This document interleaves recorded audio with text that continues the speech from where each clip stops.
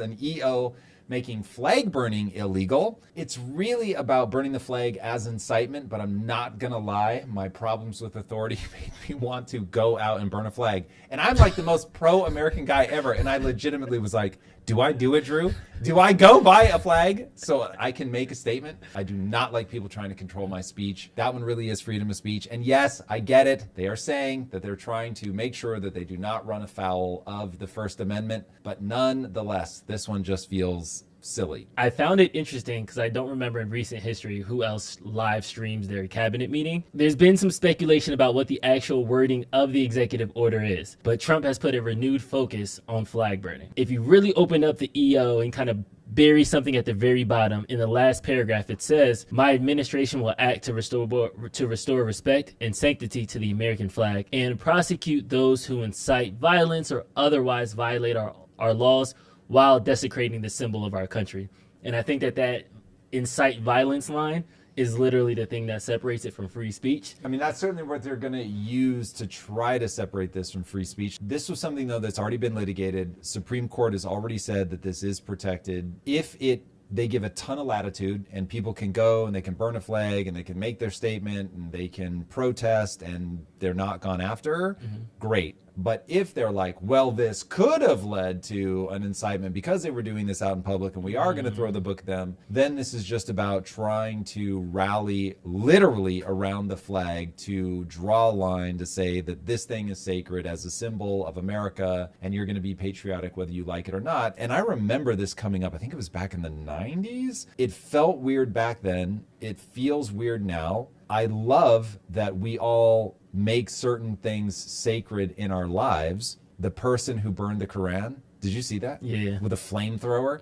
It was like the most hysterically American thing I've ever seen in my life. When you make something sacred in your own heart, that's one thing. When you are trying to make it sacred to everybody else, that's a totally different thing. And so people are saying she's doing this to incite violence. It's also possible that there is violence towards her from that community because it's such a sacred symbol. Making something sacred in your heart is fine, but expecting everybody else to hold it in that same esteem, I think, is a mistake. If we're going to protect America, we've got to tell a good story about what America is. We've got to make people literally rally around the flag because they believe in what it stands for. You are not going to get people there because you make it illegal to burn. And so that's where this just starts becoming idiotic. You are clamping down too hard. So when you go, hey, DC's way out of control, we're going to go like restore law and order. Okay, there's an argument to be made.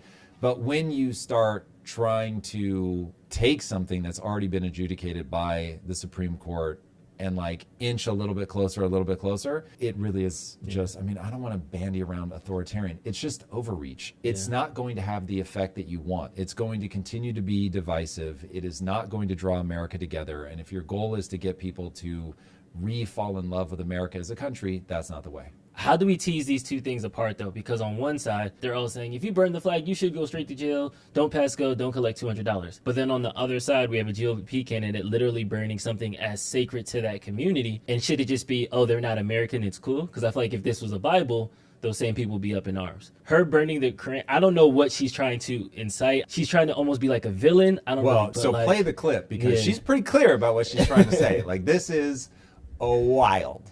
This is a collision of values. A collision of values is the thing everybody should be afraid of. It is the thing that people will start killing each other for. Anybody that's confused about that, go ahead and draw a picture of Mohammed and see how that goes. People take their value system extremely seriously. Okay, how do you tease the two things apart? The collision of values thing is the thing that draws these inextricably together for me. So I don't know, while they're two examples, it's the same idea. You take a sacred symbol and you say that this thing is off limits, that because I believe it to be sacred, I insist you believe it to be sacred. This is where we're going to find a collision, because she's right that this is a Christian nation. But when you start talking about David didn't pray for Goliath or whatever she says, he killed him, it does sound pretty bad. Worry about the incitement. Don't worry about the symbol that they're burning. And so trying to make the American flag like the special exception, and so burning the Quran is fine, and calling for, I mean, She gets about as close as you're going to get to saying, go kill yourself, a handful of Islamists. This one feels pretty incitement-y to me. If we're going to be okay with this, but we're not going to be okay with that, had she burned the flag, that's idiotic to me. Getting people to focus on the core issue, when values collide, people become very dangerous. You need to protect yourself from that. If somebody wants to burn a Quran, let them burn a Quran. If they want to burn the flag, let them burn the flag. But if they want to incite people to violence, we already have laws against that. But to the whole story, we need to have a unified America. We need to bring people together. You can't force it, though. This is the problem. So, yes, we need it, but you've got to sell it. You've got to make America, from a narrative perspective, easy to track, why it's awesome, why I should love it. You should be very careful what you're teaching kids. If you only focus on the negative things that have happened in America, then of course people are going to have a negative view of America. You have to propagandize yourself, because you don't want to be lying to yourself. You want to focus in on the things that set you up to build in the right way, in a way that is prosperity for as many people as humanly possible would be the thing that I rounded to. Focus on the positive things that lead us in a good direction, that make people feel more connected to each other, that make people feel unified, that give them this expansive sense of what America is. Focus on that. Even word choice already artificially focuses people's minds in a certain way. So trying to get outside of a frame of reference doesn't make any sense. You're going to be in a frame of reference. Build a frame of reference that is useful. Build a frame of reference that makes people come together. If you don't, especially in populist moments driven by wealth inequality, you're just going to exacerbate the separation of your country, and it will ultimately begin to fight against itself.